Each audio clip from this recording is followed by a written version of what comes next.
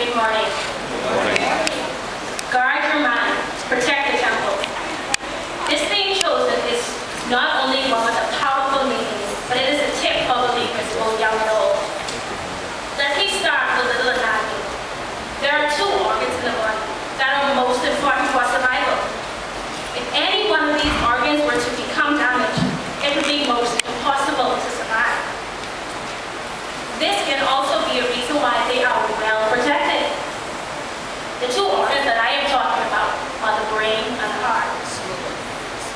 You are probably wondering, what does this lesson on anatomy have anything to do with the theme? But did you know that the mind and the heart are the two most important organs needed for our spiritual growth? The mind, the temple, and the body, they are one. As Christians, we find ourselves driven and pulled in different directions by inner urges, longings, and desires that are formed in the mind and the heart. Thus, the mind is the key to the soul. And the devil knows that if he can destroy your mind, he can destroy your soul. And so, we must discipline our minds and control our emotions. This is done by guarding the mind and protecting the temple. But how do you guard the mind? How do you protect the temple? Well, the answer is quite simple. Some of the first tips that we receive to guard the mind and protect the temple is given right in Romans 12, verse 2. Be not conformed to this world, but be ye transformed by the renewing of your mind. In Romans 10, verse 17, faith comes from hearing, and hearing by the word of God. The other tips we have gotten from the tender age of maybe 3 or 4. We got them in a song. Do you remember the song? Oh, be careful, little eyes, what you see. Careful, little eyes, what you see. There's a Father above, looking down with tender love.